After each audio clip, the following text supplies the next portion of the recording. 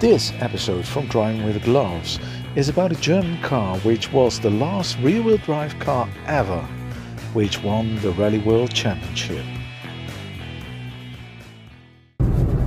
Hi, my name is Cor, and welcome to my channel, Driving with Gloves. I always drive with car gloves. Your question might be, why do I drive with gloves? And my answer is, why not?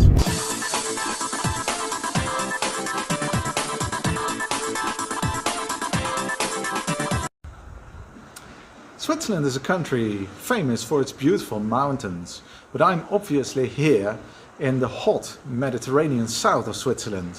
Actually, I'm at the lowest point of Switzerland, which is even lower than the highest point of the Netherlands, which is a very flat country and partly even under sea level. I'm here at an altitude of 196 meters above sea level. But what has this got to do with the car I'm going to review today? Well, it is in its name. So it's winter, it's early in the morning and I'm in Ascona. And this is a rally car made by Opel and it was named after Ascona. I'm almost as tall as the famous Walter Röhrl. So this time I mustn't be worried that I wouldn't fit in the car, because I know I will. So let's put on my gloves and drive.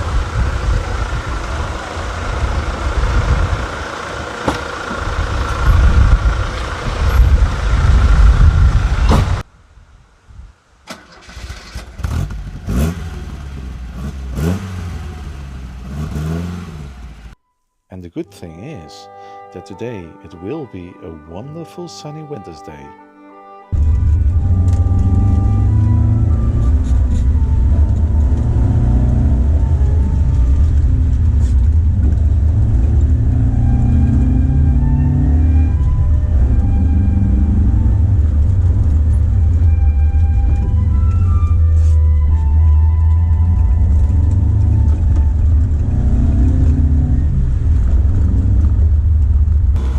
In the 1960s and 1970s, Opel was a very successful car manufacturer. They named their cars in general after ranks of the German Navy. So there was the Admiral, which was way bigger and more powerful than the Cadet. The Cadet was the smallest car. There was a Commodore and there was a Kapitein, which means captain in English. And as I mentioned before, there was the top of the bill, Admiral. But the strange thing is that in between there were some models which were not named after ranks of the Navy. So you had a Manta and there was the Record, which means record in English. And from 1970 there was the Ascona. Yeehaw! This is fun. This is a fun car. I like this. This is spartanic. This is just driving. The Ascona model was positioned between the Cadet and the Record. But stop, because I'm not telling you the whole truth. Because there was even before 1970 some Swiss Opel models called Ascona. There was a reason why the names Ascona and Record were used between the ranks of the Navy. The reason goes initially back to the 1930s. In 1936 the Olympic Games were held in Berlin, so Opel launched in the same year a highly advanced model called Olympia. But in 1953 there was a new model called Olympia Record. In 1957 the Olympia Record was replaced by the Record P. And now we are getting somewhere, because in 1959 General Motors, the owner of Opel in that period, decided to make a small numbered special edition for Switzerland, built in the city of Biel, also called Bienne in French. But the car was not named after the town where it was produced, but it was named after a town in the south of Switzerland, which was in that period a highly popular holiday destination. Even people like Albert Einstein used to live in Ascona. It is said that there are only 10 cars left of the Opel Record P1 Ascona. And as I said, by the end of the 1960s, there was an Opel Kadett 1700 called Ascona as well. There is a snowy street here. It's really a rally car. I love this. I really adore this.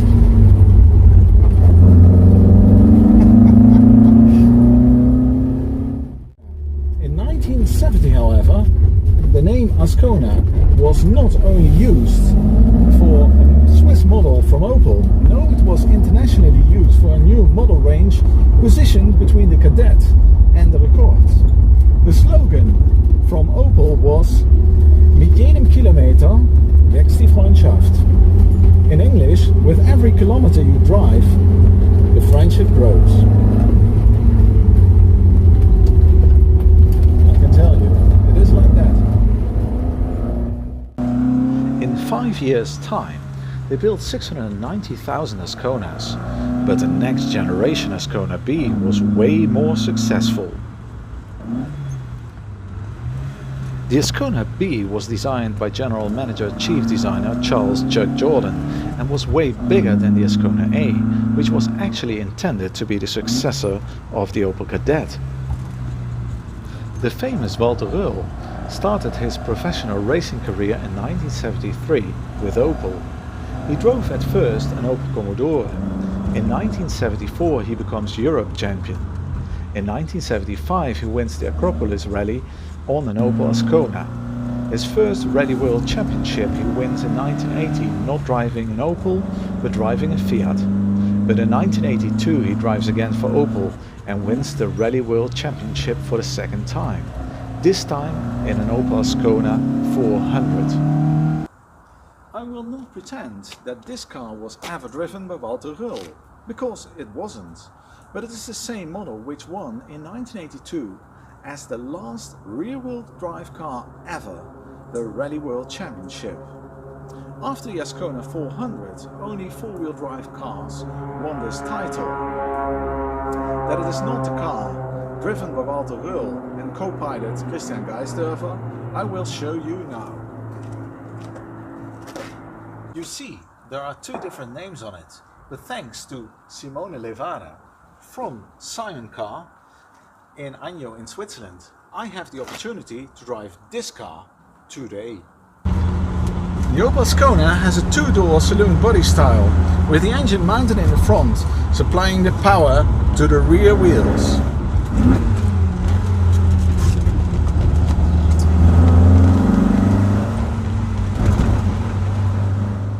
But why is it called Ascona 400? Does it has 400 PS?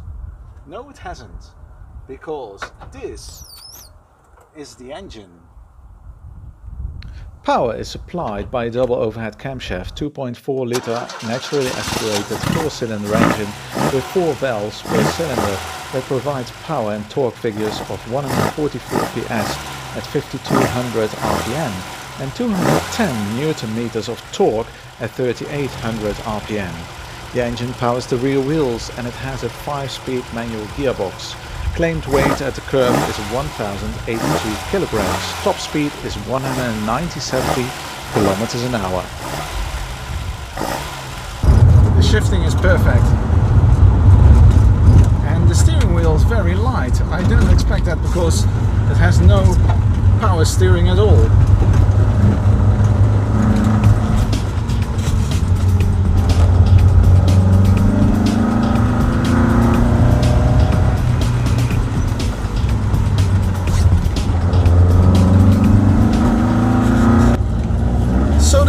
Isn't particularly fast. Well, let me put it this way, it isn't very fast in a straight line. It does the acceleration from 0 to 100 kilometers an hour in 7.7 seconds. But through the bends, it can show a clean pair of heels to almost anything. Oh yes, it can.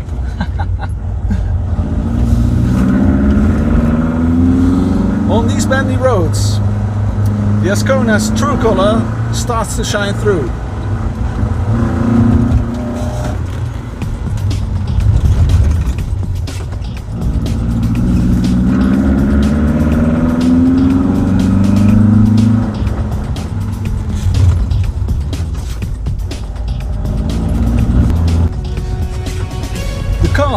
feels so perfect on these roads. The steering is so precise and the car feels so nimble. I really start to feel like a rally driver. Or must I feel myself like James Bond? Discipline 007, discipline. But why James Bond? Because this street leads to the famous Fatasca Dam, where James Bond did his bungee jump in GoldenEye. Oh, it's so cool. I'm here near the dam, but I will show you something way more beautiful in this valley.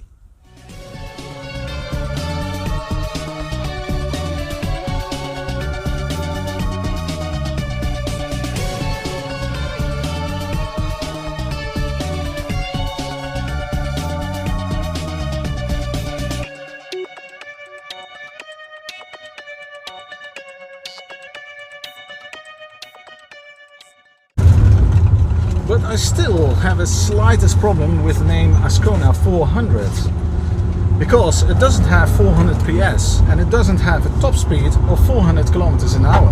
It doesn't even have half of it. But it's still fun to drive. The reason for its name is that it was a homologation special, sold only to make it eligible for Rallying's Group 4 category. So 400 needed to be built. The Ascona 400 wasn't even built in Switzerland, but in Belgium.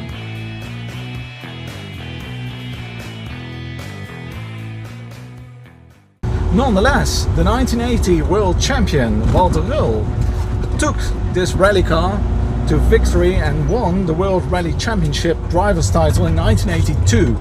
In 1983, Ari Vatanen won also in the Safari Rally. Oh yes, and I'm winning this rally today. The car was developed by Opel alongside the Manta B400 model, which consisted of the same changes. Eamscher and Cosworth were hired as partners for the project. Cosworth to deliver a 16-valve double-cam crossflow head for the engine, and Eamscher for the exterior and interior styling. Cosworth delivered the heads to Opel, and Opel soon discovered a major mistake. The plan was to use the 2-liter engine block, but this didn't produce enough power. Time was running out and Opel badly needed to do something. Opel took the 2.0e block and gave it an overbore, installed larger pistons, different connecting rods and installed crankshafts of their 2.3-liter diesel cam and head style engine. The result was a 2.4-liter engine. The 2.4-liter engine gave rise to some massive power outputs using the 16-valve head. The street versions of the 400 therefore came with 144 PS using the Bosch fuel injection of the Manta GSI and GTE series. However, in race trim they were delivered putting out 230 PS, which could be improved further to 340 PS while still using normally aspirated engine components. By 1984 the Audi Quattro appeared more powerful than ever, and the Ascona 400 was rendered obsolete. But the Ascona 400 still has some remarkable records. The Ascona 400 was the last rear-wheel drive rally car to win the Drivers' World Championship, ensuring its place in motorsports history. But there weren't built 400 Asconas 400, because between 1979 and 1981 there were only built 268. So the car is even rarer than I thought.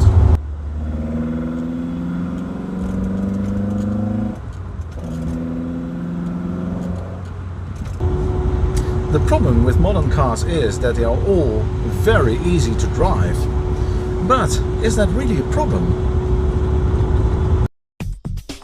Well, nowadays it makes hardly any difference if you drive through town in a small hatchback or a Ferrari.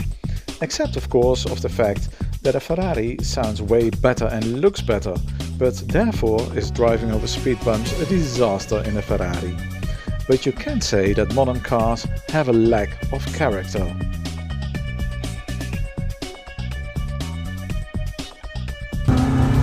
although I do not think that the Ascona 400 is a good looking car, it has bags of character.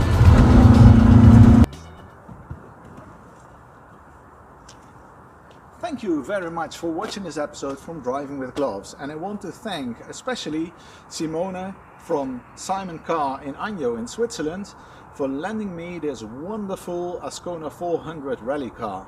And I really drove it like a rally driver. Look how dirty it is. And as always, do not forget to like this video and to subscribe to my YouTube channel Driving with Gloves. See you soon in a new episode from Driving with Gloves.